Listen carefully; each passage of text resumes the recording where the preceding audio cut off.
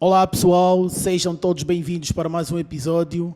Meu nome é Alberto de Carvalho e hoje trago como convidado José Carlos, a.k.a. Sidney Bitcoiner. Prazer. Seja bem-vindo, Sidney. Prazer é todo meu. Primeiro, agradecer pela participação e acho que vamos ao trabalho agora. Quem é o Sidney Bitcoiner? Primeiro, um super curioso, como eu me considero, do mercado internacional. Por quê? Porque quando eu estava a terminar a Universidade de Administração de Empresa, aqui no Calandula, bem próximo daqui, Boas. eu queria começar a construir patrimônio. Eu já tinha noção econômico, financeiro sobre a questão da nossa moeda, que não tinha muito valor. E eu sempre cresci com a ideia de que o dólar era a super moeda no mundo. Então eu quis que a minha riqueza ficasse em dólar. Essa era a minha curiosidade. Só que eu descobri o dólar, eu descobri que também existem pessoas que reclamam do próprio dólar. E daí que eu tive muita curiosidade de começar a estudar sobre investimentos, de forma geral, sobre ações, sobre criptomoedas, sobre o mercado, de uma forma generalizada. E que hoje é a grande paixão que eu tenho da vida. Boas. Sidney, achas que existem muitos jovens interessados em investir nos mercados internacionais ou mesmo a nível nacional? Não nos dois. E qual é a razão? Primeiro é por pouca informação, porque informação é um bem muito importante. Primeiro é que muita gente não sabe nem que existe, o que é uma bolsa de valores, não consegue nem definir o que é. Segundo, que também capacidade financeira. É muito difícil alguém falar sobre investimento em um país que as pessoas não conseguem nem poupar ou acumular capital. Mas a dificuldade da poupança, Sidney, no meu ponto de vista, acho que está intrinsecamente ligada também com o salário mínimo. Imagina, o nosso salário mínimo é tão baixo, e não permite com que muita gente faça poupança, pelo menos. Porque eu, para fazer poupança, eu tenho que ter um salário mínimo razoável. Exatamente. Mas aí abre aqui um ponto. O que importa é o salário mínimo de forma nominal, o que ele dá para comprar na quantidade de bens disponível para a sociedade. Por exemplo, o que é que eu estou a dizer? Até 2021 o salário mínimo aumentou, certo? Certo. De vários setores. Mas nesse ano, o salário mínimo de quem ganhava, quem tinha um salário mínimo de por aí 31 mil kwanzas, dava para comprar alguns bens, como arroz, frango e tal, e ver se desse para poupar alguma coisa, que também era pouco. Mas nesse período, o salário mínimo aumentou para quase 50%. Existem pessoas a ganhar 45 mil, mas nos últimos 2 anos o preço da caixa de coxa, por exemplo, dobrou. Pois. Que também não facilita. Então, o que importa muito na economia, como dizia Adam Smith, não é tanto a capacidade ou o valor nominal de quanto a pessoa ganha. O que importa é o que dá para ela usar na sociedade, ou seja, comprar uma boa quantidade de bens para suprir as suas necessidades. E se uma pessoa consegue comprar uma boa quantidade de bens, ela vai conseguir acumular alguma coisa. E que é muito difícil, porque isso é responsabilidade das instituições governamentais, preservar o poder da moeda, que não tem sido muito eficiente nessa questão, que dificulta muito a questão da poupança.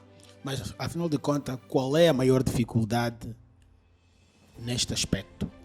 Do ponto de vista governamental, o que é que falta para que a nossa moeda tenha esta proteção Forte. que todos nós precisamos? Primeiro, existe uma questão a perceber sobre as moedas. As moedas governamentais são moedas com uma tendência. Elas são inflacionárias, ou seja, elas devem perder o poder de compra. Isso é uma estratégia que foi criada já há muitos anos, mas elas deviam perder o seu poder de compra de forma anual de 2 a 3% desse poder de compra. Já a nossa não, só nesse ano foi um show, mais de 60%. Essa métrica de cálculo devia ser feita pelo Banco Central, a instituição responsável por definir a taxa de juros. Ela deveria conseguir criar mecanismos de conseguir manter o poder de compra da moeda, mas infelizmente não é o nosso caso. Existem alguns países, como por exemplo a taxa de inflação mundial no ano passado foi alcançada, que era de 6,50% mundial, ou seja, o somatório de todos os países. Mas no nosso caso, no ano passado até fomos bem, mas nesse ano fomos pessimamente. As metas de inflação do Banco Central desse ano eram de 9% a 11%. Só em um mês tivemos uma inflação acima de 30%, que segundo o Banco Central é por falta de reservas cambiais. Isso é complicado, É Sidney. extremamente complexo. Primeiro, porque normalmente, contabilisticamente falando, né, uma reserva é o dinheiro que alguém acumula para suprir uma necessidade futura, algo imprevisto. Na verdade, o Banco Central deve usar as reservas cambiais nesse momento de inflação extrema para manter o poder de compra. E em uma das entrevistas do Adalberto, ou seja, o presidente da UNITA, ele reclamou disso, que no ápice do preço do barril de petróleo, que foi do ano passado, Sim. o Banco Central devia conseguir ter muito mais reservas cambiais, porque o preço das commodities bombaram e Exatamente. nós nos beneficiamos. Razão pela qual o Kwanza no ano passado foi a moeda que mais se valorizou em frente ao dólar, foi a nossa. Então, naquele momento, o Banco Central devia ter muitas reservas cambiais, mas que não foi o caso. O Banco Central não deu explicações claras. Estamos a falar de um problema de gestão, é isso? Problemas de gestão é o terror da nossa sociedade. Gestão de recursos. Nossa, isso é complicado. Como é que nós vamos fazer uma economia forte? Exatamente. É muito complicado, porque normalmente essa é uma característica de todas as economias que vão numa boa performance, ter uma boa moeda. Não existe nenhum país que está a crescer bem que não tem uma boa moeda. China, a Guiana, que é o país que hoje mais cresce no mundo. No mundo, sim. Sim, El Salvador, todos os países que estão a crescer bem têm que ter uma boa moeda, porque uma das grandes sacadas da economia austríaca foi essa, é notar que a acumulação de capital, investimento externo enriquece muito um país. E dificilmente um empresário vai aplicar dinheiro em um país sem ter uma moeda forte, porque ele vai perder. Obviamente. Exatamente. E o objetivo de todo empresário é angariar lucros.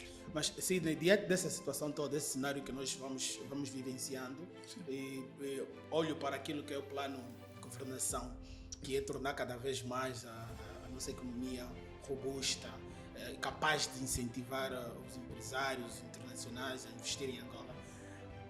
Acho que nós estamos desalinhados do ponto de vista daquilo que queremos e para onde estamos a caminhar, não achas?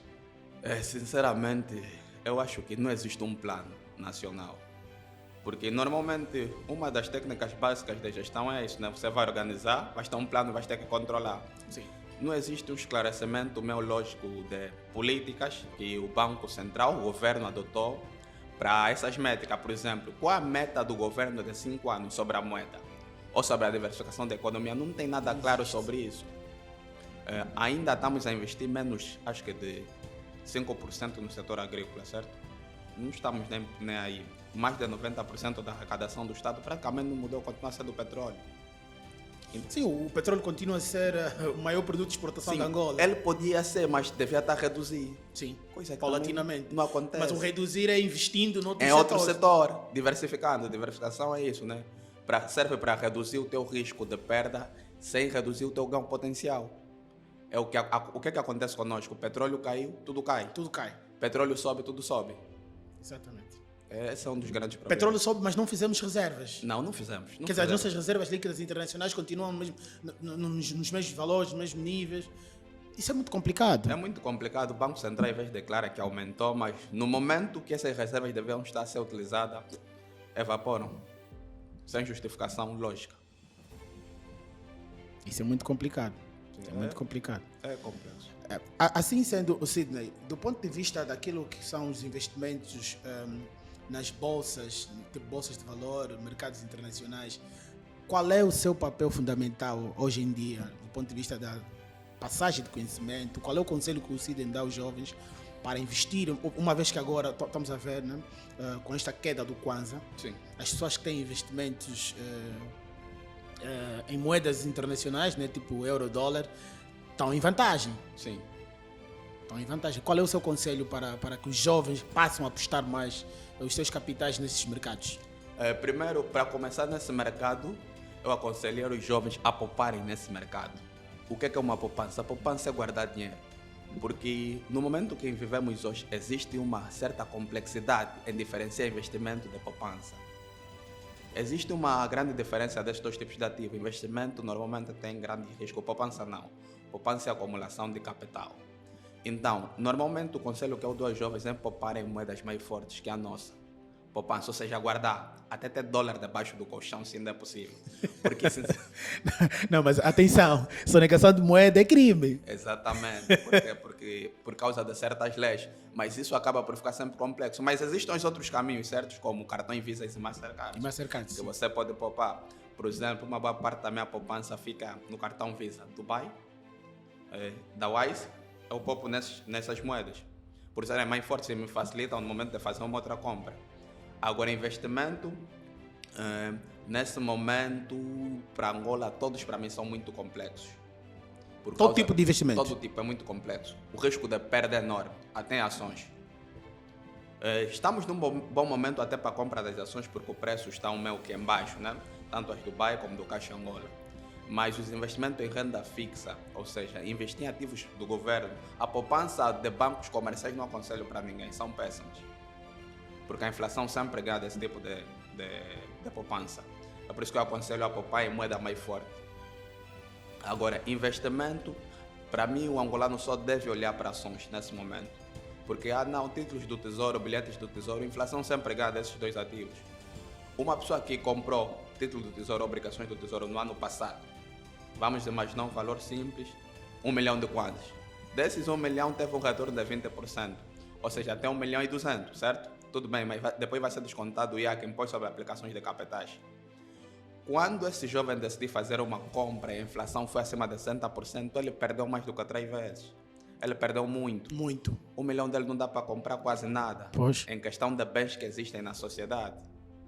E é por isso que eu aconselho a poupança em ser uma moeda mais forte. A maior parte da minha poupança fica em Bitcoin, que é o que eu mais gosto, mas reconheço que uma parte deve ficar em moedas mais fortes como o dólar ou o euro. Por que eu disse até a questão do dólar físico? Porque ainda é muito líquido para a nossa sociedade, né? É Exatamente. complexo guardar por muito tempo, mas o dólar, vamos tentar dizer que é digital, que fica num cartão Visa. Ou que também você pode decidir fazer dele hoje muito fácil, é só fazer uma compra ou transferir para alguém vender. Sim, a poupança fica em moeda forte. Em Kwanza, não aconselho ninguém a poupar em Kwanza. Do ponto de vista das políticas monetárias em Angola, achas que há probabilidade de nós conseguirmos sair da situação que nos encontramos melhor em tão pouco tempo e criar políticas que permitam no futuro não termos descalabros desta dimensão, porque o Kwanza perdeu mais de 50%, mais de 80%. 60%. Mais 60%, Sim. certo? 60%, perdeu mais de 60% de valorização nos últimos 2 meses, né? Lembro que a queda começou em maio. E achas que nós estamos com medidas, estamos a trabalhar para encontrar medidas ou vamos sempre continuar com medidas paliativas? Exatamente. Do meu ponto de vista, estamos a continuar com medidas paliativas. Porque o que o Banco Central tem feito, na verdade, é suprimir volatilidade de curto prazo, que acaba aumentando sempre a do longo prazo. Porque a queda do Kwanza sempre se dá de uma forma muito forte. Em 2016 foi 40%, esse ano já foi mais de 60%. Se olharmos nos anos anteriores, era abaixo disso. De 40%, por exemplo, 2015, 2014, que começou a nossa desgraça, Sim. também foi menor. Agora, concernente às políticas do Banco Central, normalmente sobre a principal ferramenta, eu juro, né? Política monetária, seja expansionista, mais expansão na moeda, facilitado, da abertura aos bancos de emitirem créditos, e a contracionista, que é a que usamos praticamente desde 2015, que é de dificultar a emissão de moeda via bancos comerciais. O que é que o Banco Central pode fazer nessa altura? E, na verdade, o que é que vai fazer no próximo ano? Provavelmente as taxas de juros vão disparar. Isso é inevitável para controle da inflação. Isso já é inevitável. É inevitável. Agora, só que, como o governador do Banco Central, acho que é o Tiago Dias, ele disse, quando foi empolgado aí pelo presidente, disse que um dos grandes problemas é que as divisas que ela tem vêm do setor petrolífero e o diamantífero. Centralização. O maior problema da Angola é sempre batermos na mesma tecla. Se investisse mais em agricultura, né, como países estão a fazer de uma forma brilhante, Ruanda, Quênia estão a fazer de uma forma magistral, que Angola até podia fazer um copy-paste se fosse possível, já estaremos mais diversificados. E também o Banco Central teria os bancos comerciais terem outra forma de angariar reservas, que é facilitar o processo e normalmente é fortalecer a moeda. Estamos a falar de um Banco Central cujo papel não se faz sentir, ou melhor, o Banco Central, em alguns países como Angola, são bancos políticos.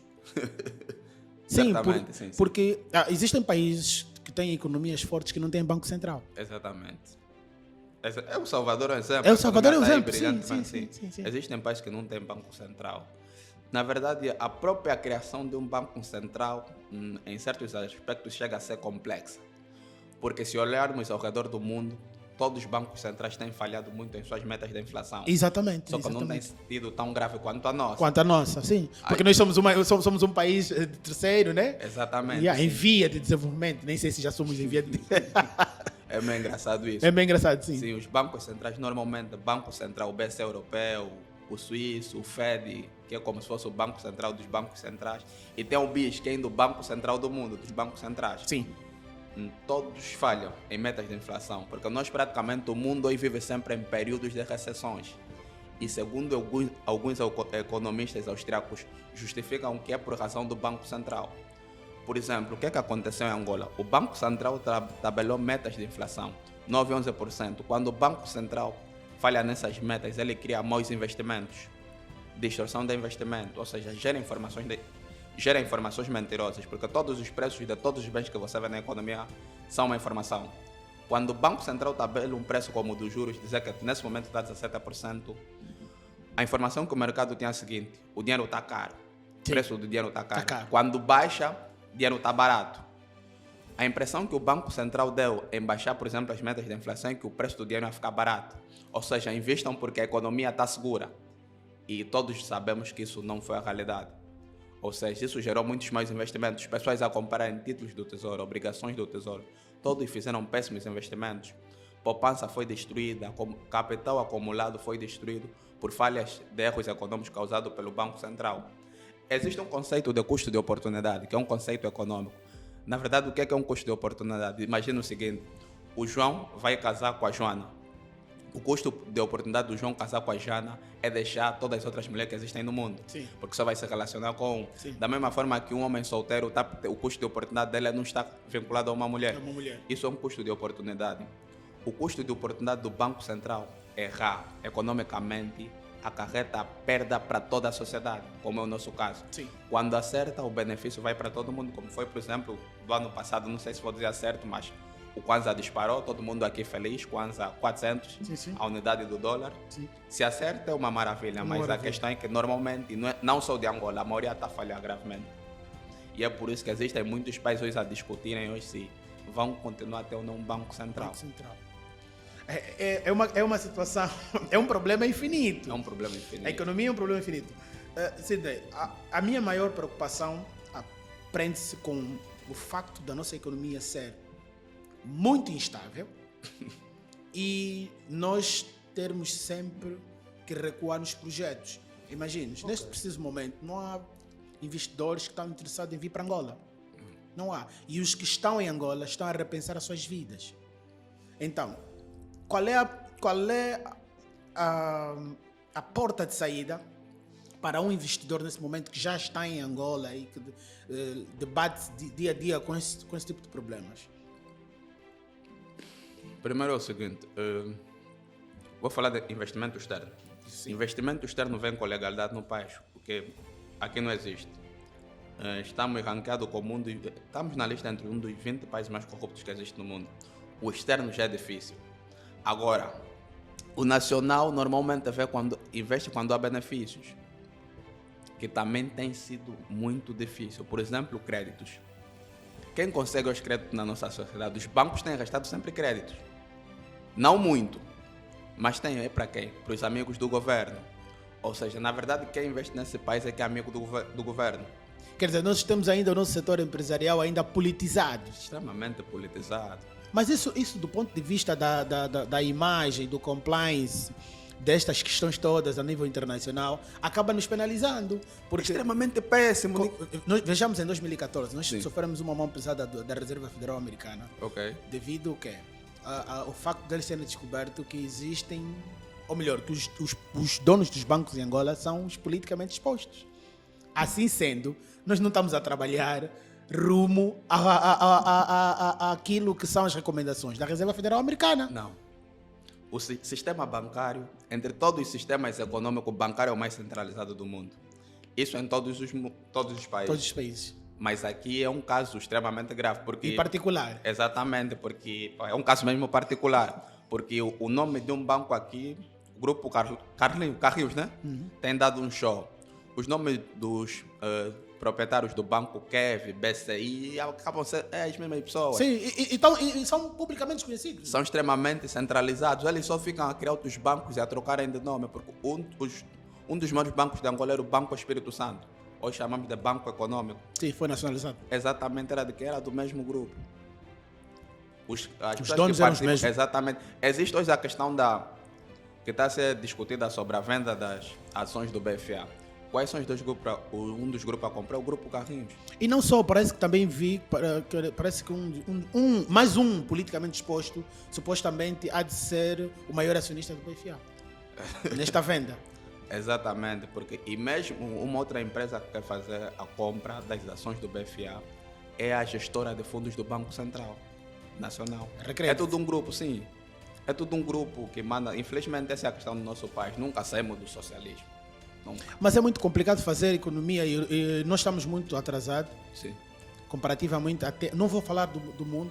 África. Aqui, África. Sim. E África subsaariana. Vou falar aqui perto, não vou lá Okay, muito longe para não exagerar. Estamos a falar de países como Quênia.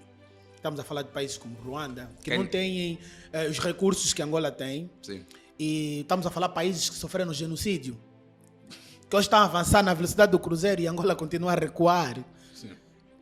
Não estou a falar em 10 primeiros passos, estou a falar em recuar. Sim, isso é para onde vamos. É muito complicado. É muito complexo. Por exemplo, o Quênia tem crescido por aí 7% ou 9% ao ano. Tem sido belo. Tem sido belo. E a questão de Angola é que para Angola se diversificar nas outras áreas não precisa de ir distante. Não. É só ficar aqui próximo. Quênia ou Ruanda têm sido bons exemplos. Exatamente. E entre os países que, por exemplo, a China mais investe, o país de África com mais dívidas da China é Angola. É Angola. O Quênia está nesses países, mas vai bem economicamente. Entre todos esses países, Angola é o que vai pessimamente. E, olha, eu estou aqui à procura do relatório, um relatório recente, que saiu recentemente, em que fala dos países, os 7 ou 11 países com maior riqueza, né, em Angola. Em África? Em África, desculpa. Okay. E que Angola faz parte dessa lista e que eu sozinho, né, de forma iniciativa própria, eu considerei daquela lista Angola é o país mais pobre. Por que mais pobre? Porque existem países nesse relatório que têm uma população inferior quase 2 vezes que Angola e estão melhor que Angola. Okay. Não, inferior não, desculpa. Superior. O Quênia tem uma população maior que a nossa. O Ghana. Sim, são maiores que a O nossa. Ghana. Para não falar da Nigéria, né? Pronto, a Nigéria é incomparável nesse aspecto. E infelizmente acaba por ser um tiro no pé de quem dirige esse país. Por quê? Porque nós temos uma população muito jovem e temos um crescimento populacional que ronda mais de 30%. E temos uma economia que cresce. Não dá nem para chamar de crescimento. Estás a perceber? Se move como uma tartaruga. Yeah. A inflação se move muito mais rápido que o crescimento econômico. É extremamente mais rápido. O aumento da pobreza no nosso país cresce numa velocidade muito acima do que a economia cresce. Então, entre esses países mais ricos de África, também é que se analisar um ponto. O que é riqueza? Exatamente. Porque essa questão dos recursos naturais é muito complexa. Existem muitos países no mundo. Vou ter que sair um pouco fora de África. Por exemplo, o Japão. O Japão não é um país rico em recursos naturais. Sim. A China tem recursos naturais, mas não é tão rico quanto, por exemplo, a Rússia. A Rússia, sim. Sim, o que faz um país ser desenvolvido ou subdesenvolvido não é questão de recursos naturais. É o que vale a pena ser no país. É um país em que a maior parte da população, o que mais se beneficia, ou a maior vantagem de ser corrupto, a maior parte da população vai ser corrupta. Se não for esse caso, se o que a maior parte da população vai se beneficiar não ser corrupto, a maioria também vai ter essa tendência, que é o caso de países como o Japão. O Japão é um belo país, não é um país que não tem nada, sofreu Hiroshima e Nagasaki, mas teve uma performance maravilhosa, é uma das 5 maiores economias do mundo. Porque a criminalidade é extremamente baixíssima. Mas o Japão, para estar nesses níveis atuais, o Japão teve que fazer algo, investir na educação. Exatamente. E nós estamos a falar de desenvolvimento, que um país que a economia não cresce, o índice populacional cresce descontroladamente, já não vou falar números, né? Descontroladamente, e não aposta na educação. Não aposta na educação por quê? Porque eu acho que não há vontade. Não há vontade. Por quê? Porque eu em tempos falei disso e volto a falar. Nós ensinamos as pessoas que para se ter emprego tem que se ter licenciatura. Resultado, não criamos indústrias. Temos muitos jovens formados ou licenciados, não conseguem colocação, certo? E estamos a fazer o quê? Estamos a regredir. Regredir por quê? Porque depois aquele jovem que não consegue colocação, tem a formação que tanto lhe foi pedida, depois ele começa a desincentivar os outros a fazer o mesmo percurso que ele fez. Ok, sim. O caso de Angola é especial. Nós somos especiais no mundo. Primeiro é o seguinte, na cabeça dos nossos dirigentes tem algo. Nós vamos crescer a economia para depois fortalecer a educação, porque o Banco Mundial já nos deu vários alertas. Namíbia sofreu esse alerta e investe mais de 17% na educação. Angola está abaixo de 6%. 6%, sim. A ideia dos governadores é a seguinte, nós vamos crescer a economia para depois investir na educação. Mas pensa comigo, Albert, se você tivesse um amigo e ele estivesse doente, estivesse com problemas mentais e ele também estivesse a falta de dinheiro, qual o problema você ia resolver primeiro? Primeiro você ia lhe dar um emprego, ele ia trabalhar com problemas mentais, ou você ia lhe ajudar? Ajudava a tratar a saúde dele. A saúde dele, certo, é o nosso caso. Primeiro devíamos resolver o problema da educação para depois resolver os problemas econômicos. Por quê? Porque o benefício, a atração, as ideias dessa população que ia ser bem educada, no curto prazo não, mas no médio e no longo prazo vai trazer grandes benefícios econômicos. E até porque a solução do nosso país não é uma solução de curto prazo, é de médio e de longo prazo. Exatamente, mas estão a ensinar a população a viver com soluções de médio prazo. Agora, essa é uma característica normalmente de governos autoritários, que querem mesmo que a população seja dependente, porque dá para se analisar o seguinte, a população está a empobrecer, mas os dirigentes não. Sim. Primeiro é que eles conseguem alocar muito capital fora e se proteger. Eles têm assessores financeiros, têm pessoal que lhes dá muito apoio para proteger o seu capital. Investem muito no exterior, têm riquezas no exterior. A população está a empobrecer e cada vez está se tornando mais dependente do Estado, ou seja, do governo. Porque em um concurso público aqui, teve um concurso público do aeroporto. Lembro-me. Eu acho que foram mais de 200 mil pessoas que já se inscreveram. Eu acho que são menos, talvez de 10 ou 5 mil vagas. Por que é que isso acontece? Concurso público da GT. A população cada vez está se tornando mais dependente do governo. Do governo, sim. E essa não é a ideia de um capitalismo. Não se faz economia com isso. Exatamente. Não se faz economia com isso. E do ponto de vista daquilo que são a criação do posto de trabalho, eu penso que nós estamos a dar todos os anos 5 passos para frente e 15 para trás. Porque fica difícil os empresários viverem constantemente essas instabilidades do ponto de vista econômico, e isso tira a credibilidade de quem quer investir em Angola, isso tira a vontade de quem é empresário angolano. Eu vi agora um empresário a reclamar sobre as políticas, contou a história do fertilizante e tudo mais. Também vi. É muito complicado os empresários passarem por essas situações. E depois, o que acontece? O que eu percebi naquele vídeo é que o Estado depois chegou a criar uma medida, mas uma medida paliativa, de tipo importar fertilizante, pôr nos armazéns, baixar os preços. Aquilo são medidas paliativas. Agora vai lá perguntar quanto é que está mais o produto.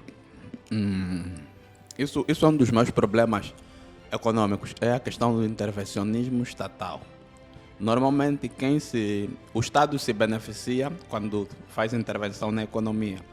Mas quem acaba por sair prejudicado é o consumidor e o empresário. Ou seja, o Estado fez essa intervenção nesse setor de fertilizantes. Sim. Está a dificultar a vida dos empresários. Para a população, se o preço baixou, não, provavelmente está maravilhoso. Sim. Mas está a dificultar a vida dos empresários, que na verdade são a base da economia, da nossa economia. No curto prazo pode parecer maravilhoso, mas no longo prazo eles vão ter dificuldade, uns podem ter prejuízos enormes, quebrar, e a população depois vai sentir esses efeitos, porque o Estado não vai conseguir fazer sempre essas intervenções. Um dos maiores problemas da nossa economia é mesmo a questão do intervencionismo estatal. Acho que já falamos aqui sobre o Banco Central, sobre intervenções em vários setores. Por exemplo, a abertura de uma empresa. Em países com maior nível de liberdade econômica, a maior parte das pessoas consegue abrir uma empresa em um dia. E qual é o nosso caso? Totalmente diferente. Quanto tempo faz só o alvará comercial? Olha, quase todos os empresários tratam o alvará no mercado negro. Exatamente. É a questão disso. O que mais vale num país é o que. Qual o maior benefício que aquele país tem? Se aqui só se trabalha com a corrupção, a maior parte da população vai naquele sentido. É o que está acontecendo conosco. E depois uma questão que acaba por ser muito difícil para essas situações todas é o facto de depois nós aparecermos nos relatórios internacionais, sempre bem bonito, e os relatórios a dizerem sempre indicadores diferentes daquilo que é a realidade do povo. Não consigo compreender isso. Sim, porque, por exemplo, Banco Mundial, Fundo Monetário, todas as instituições Sim. afirmavam que íamos ter um crescimento por aí de 4% De esse ano. 4% esse ano. Pelo amor de Deus. Pelo amor de Deus. Dados internacionais são dados complexos. Primeiro porque eles não estão aqui na nossa realidade e eles recebem relatório do governo. São sempre bonitos. Exatamente, são sempre bonitos. Tem sempre objetivo, mas que internacionalmente para empresários que o nosso país está, digamos que, ferrado, já é evidente. Já é evidente, sim. Isso Sim, porque os é evidente, empresários, sim. para investir num país, eles fazem uma série de investigações. Exatamente. Do ponto de vista da segurança, a própria moeda, a estabilidade, essa coisa toda, eles fazem uma série de Controle de capitais, por Controle exemplo, é um de capitais. exemplo. Tirar dinheiro desse país aqui é complexo. É muito Para complexo. grandes empresários é muito Não, é complexo. exatamente isso que, tipo, os empresários têm dificuldades. Eles investem e depois têm a dificuldade de repatriar os seus lucros. Exatamente, é absurda a dificuldade que tem aqui. A cobrança da dívida pública. Tá vendo? Isso aqui é uma luta. Um dos meus problemas de África é também a questão dos impostos. Porque nós vivemos em um patamar que eu não sei se o africano gosta de copiar do europeu. Por que que aqui não tem grandes empresas industriais no nosso continente? População mais jovem, por que que na China tem? Exatamente. Quanto é que o governo chinês cobra por uma fábrica? Por uma fábrica não, porque essas empresas Apple, Nike não têm fábricas. Nos Mas- Estados Unidos não tem. Exatamente, não tem. Normalmente está nesses locais. Por que que a África não tem? Impostos. Os impostos são muito altos. E o africano tem uma ideia de que ele deve cobrar o mesmo que um país já organizado. Ah, ok. Já a ideia de que deve cobrar a mesma taxa de imposto que um país industrializado ou uma economia já avançada. Já avançado. Porque os países que mais cobram impostos são quais? São os que têm os melhores níveis per capita. Ou seja, o PIB per capita é melhor. É melhor. Estamos a falar das Noruegas, Dinamarca, mas aí tudo está bem organizado. A população, não falta pão para a população. Em África, nós estamos nessa ideia. Imposto industrial aqui estava 30, baixou para 25. Uma empresa consideramos que uma empresa como a Nike, vamos considerar que fosse para ter uma fábrica aqui ou ligação com alguma empresa, 25% de imposto.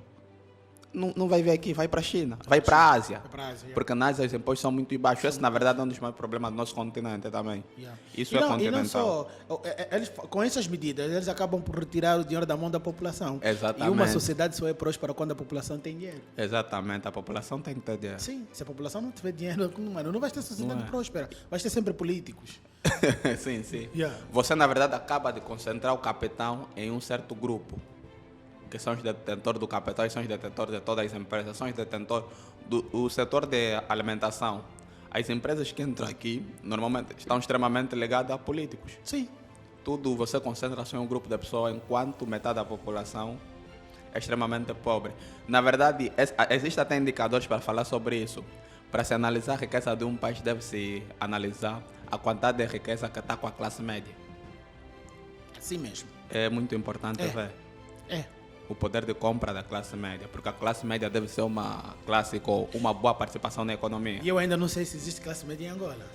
Epa, não existe um critério específico para analisar, mas normalmente parece que a classe média de Angola é só composta por empregados também, pessoas que não são empresários, pessoas que funcionários públicos e trabalhadores das grandes empresas. Mas a minha questão sobre a classe média é: normalmente a classe média mede-se pelo seu rendimento, né?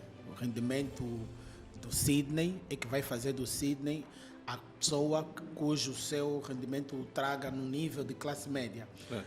Falando dos funcionários públicos, parte deles não vive do seu rendimento. Exatamente. Então, sim. como é que é a classe média?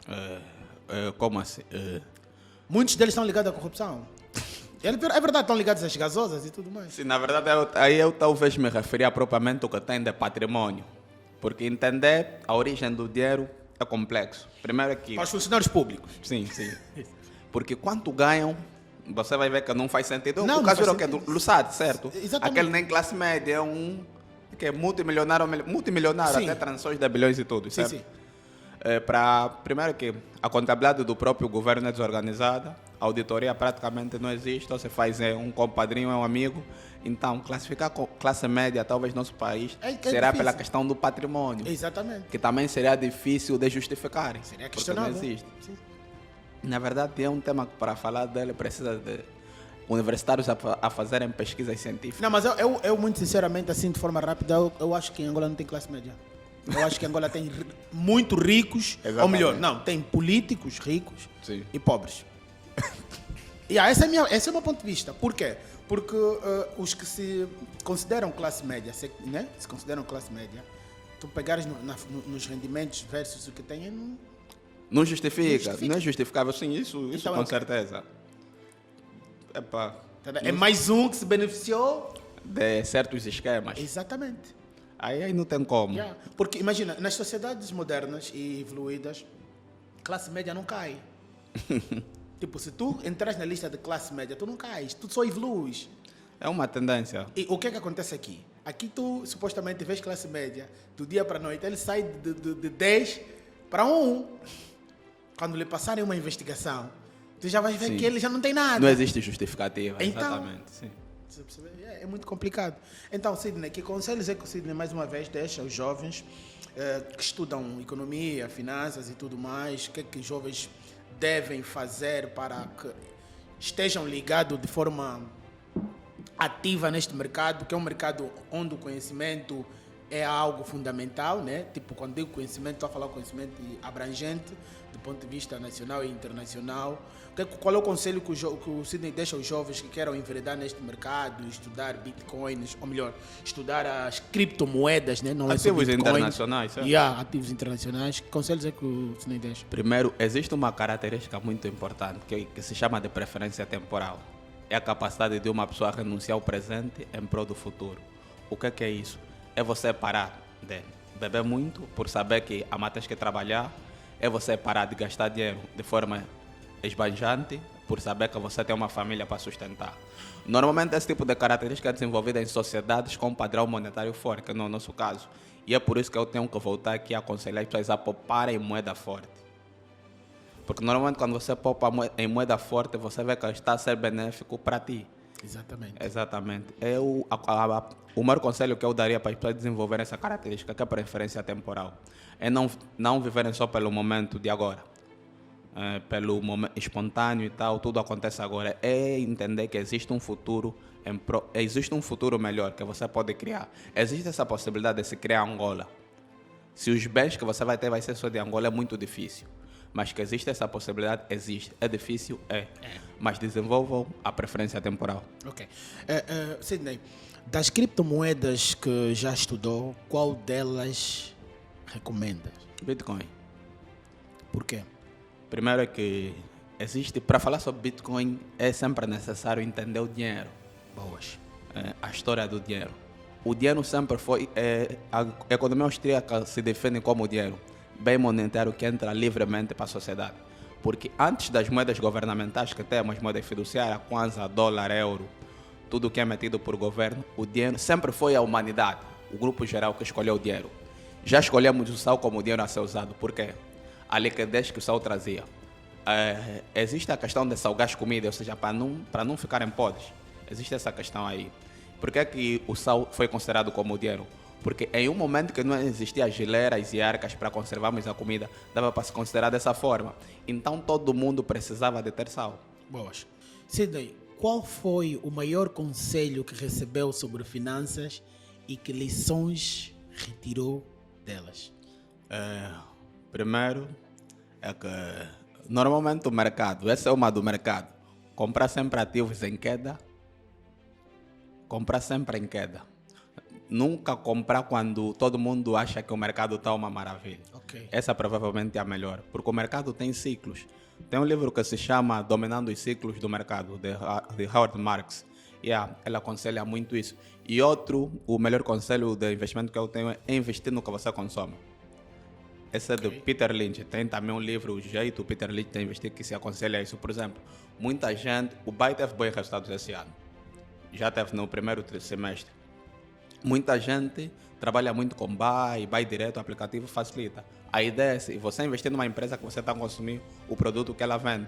O mesmo com a Apple, as ações da Apple continuam maravilhosamente. Então a ideia normalmente é investir em ativos que você consome. E há muita gente em Angola a fazer isso? Não. Normalmente a maior parte das pessoas que compraram ações propriamente não investiram, foram especular. Porque normalmente a compra de um ativo não se dá para você ficar com ele 1, 2 anos e decidir fazer delas. Normalmente isso é especulação financeira. Por exemplo, eu faço isso muito com as outras criptomoedas, além do Bitcoin. Fico a especular. Normalmente chamamos de post-trade, que é um mecanismo, uma forma que você vai vendendo ativos depois de 1 mês, 2, 3 meses ou 6. É o que eu vi a maioria das pessoas a fazerem, porque a maioria não segurou. Porque o melhor momento de comprar ações, por exemplo, tanto do BAE ou do Caixa Angola, se alguém vai comprar é nessa altura. O mesmo para criptomoedas, o mesmo para as ações de empresas americanas. É um momento que tudo está em queda e a maior parte da população acha que tudo vai para o buraco. Há muita gente em Angola a investir em criptomoedas? Não, acredito que o número ainda é pouco. Ceticismo, né? Sim, sim. Não só. Primeiro é que as rampas de acesso, muita gente não tem nem acesso a um cartão Visa. E a questão também da volatilidade do mercado, porque eu vejo de forma benéfica a volatilidade. Mas muita gente tem medo da volatilidade do mercado. Sidney, projetos a médio, curto e longo prazo, onde é que eu vou ver o Sidney daqui a 2, 3, 4 anos? Estarei a ver aqui um bilionário ou nem por isso? Bilionário não, porque o Bitcoin não vai chegar lá em 2, 3, 4 anos. Porque a maior parte do meu capital, sempre que eu trabalho, é para comprar aquela cripto. Adoro, amo e acho que vai ser o futuro. Essa é a minha ideia, porque eu, quando comecei a conhecer o mercado, fui comprando ações Tesla, Apple, Nvidia. 2021 eu comprei ações dessas empresas americanas que todos foram para o top. Tesla atingiu trilhões de mercado, Bitcoin também. Mas eu tive a curiosidade de estudar muito sobre o Bitcoin. E uma das características que mais me chamou a atenção é que em períodos, mesmo que ele está bombando, mais de 70% das pessoas que detêm não vendem. Na verdade, não vendem por causa dessa ideia, que é um ativo para o futuro, não só para consumir agora, que a ideia é acumular muito.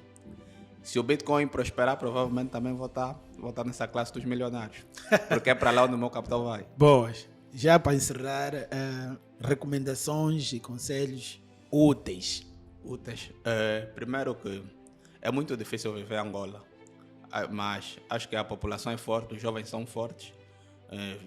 Podemos ver isso pelos movimentos de manifestação que hoje existem, né? Que não dá para dizer que já não existem. E vou bater novamente na questão da preferência temporal.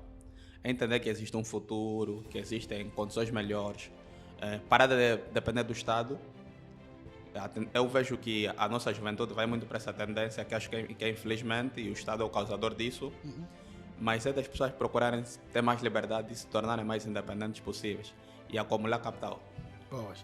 Sidney, muito obrigado mais uma vez pela sua presença e desde já fica a saber que esta casa é sua, as portas estão abertas. Sempre que tiveres uma questão para abordarmos, já sabes. Ok. Pessoal, mais uma vez obrigado pela disponibilidade.